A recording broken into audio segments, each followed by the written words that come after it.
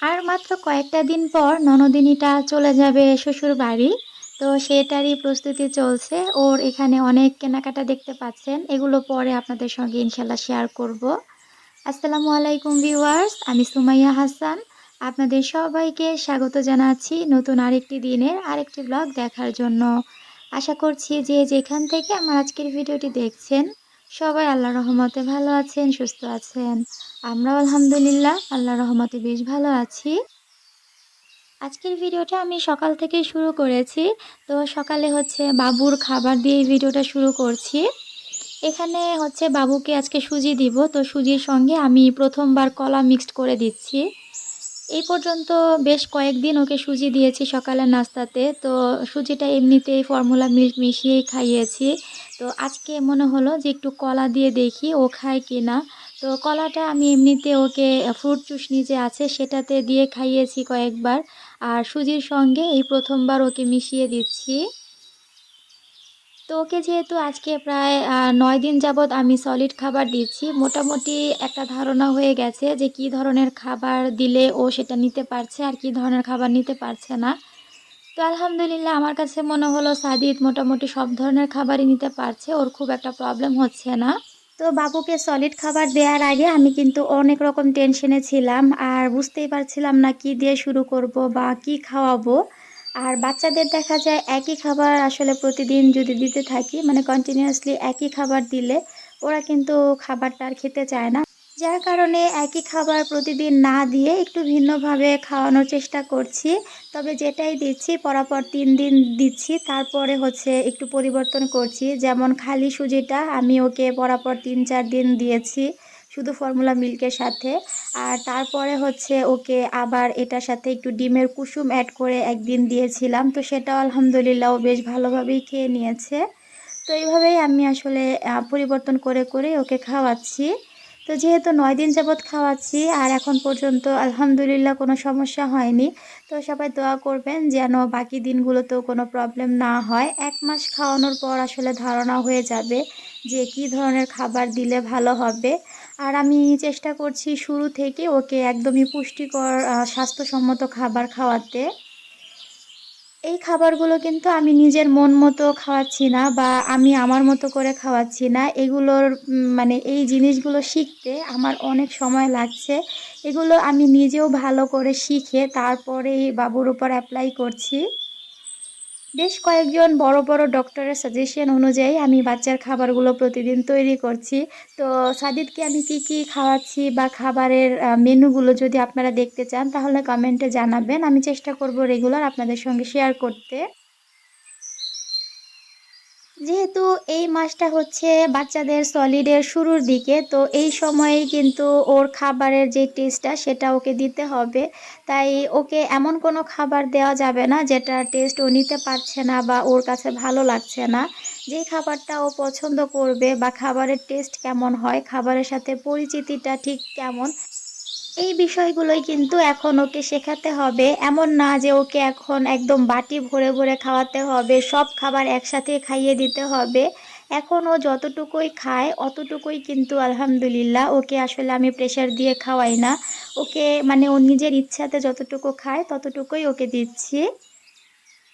তো যাই হোক, আজকে আর বাবুর খাবার নিয়ে সেরকম কিছু বলছি না, যেহেতু ওই টপিক্সের ভিডিও না। তো পরবর্তীতে যদি খাবারের ভিডিও করি তখন আপনাদের সঙ্গে ডিটেইলি শেয়ার করব ওর সারাদিনের খাবারের মেনু বা ওর রুটিনটা। এখন আপনাদের সঙ্গে আমার খুব শখের একটা জিনিস শেয়ার করছি। এই যে জিনিসটা দেখতে পাচ্ছেন, এই জিনিসটা আমার অনেক অনেক শখের একটা জিনিস। আপনারা অনেকেই হয়তোবা ভাবছেন যে ইলেকট্রিক একটা চুলা এটা আবার শখের কিভাবে হয়। তো কারণটা আপনাদেরকে বলছি। আমি যখন ঢাকার বাসাতে ছিলাম, তো আমার যখন গ্যাসের লাইনটা কেটে দিয়েছিল, তখন আমার অনেক ইচ্ছা ছিল একটা ইলেকট্রিক চুলা কেনার। তো ইলেকট্রিক চুলা আমি অনলাইনে অনেক অনেক ভিডিও দেখছিলাম যে একটা চুলা কিনবো। তবে চুলার এত প্রাইস ছিল, আর ওই মুহূর্তে সত্যি বলতে আমাদের কাছে অত টাকাও ছিল না, যার কারণে আমি এই ইলেকট্রিক চুলাটা তখন কিনতে পারিনি। আসলে ওই যে কথায় আছে না যে স্বাদ থাকলেও অনেক সময় আমাদের সাধ্য থাকে না। তো তখন স্বাদ ছিল কিন্তু সাধ্য ছিল না, যার কারণে কিনতে পারিনি।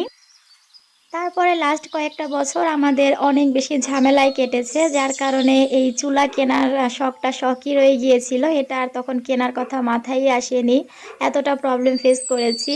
তো যাই হোক, আলহামদুলিল্লাহ সব কিছু শেষ করে এখন যেহেতু এটা কেনার মতো সামর্থ্য আল্লাহ তাআলা আমাদেরকে দিয়েছেন, তাই এই ইলেকট্রিক চুলাটা আপনাদের ভাইয়া আমাকে কিনে দিয়েছে। আমাকে কিনে দিয়েছে বললে ভুল হবে, এটা মূলত সে তার ছেলেকে কিনে দিয়েছে। আমাদের এই দিকটাতে গ্যাসের অনেক বেশি সমস্যা। শীতের সময় গ্যাস থাকে না বললেই চলে। আর বাবু যেহেতু এখন সলিড খাবার খাচ্ছে, ওকে ৩ বেলা টাইমলি খাবার রান্না করে দিতে হয়। আমি ওকে কখনোই বাসি খাবার দেই না। একদম টাটকা, টাটকা রান্না করে খাওয়াই। এতে করে আমার একটু কষ্ট হলেও আমি চেষ্টা করি ৩ বেলা ওকে ফ্রেশ খাবারটা দিতে, বাসি খাবারটাকে এভয়েড করতে। তো সেদিন সারাদিনই গ্যাস ছিল না, যার কারণে বাবুকে আমি দুপুরে রান্না করে খাওয়াতে পারিনি, সেই সাথে গোসলও দিতে পারিনি গ্যাসের সমস্যার কারণে।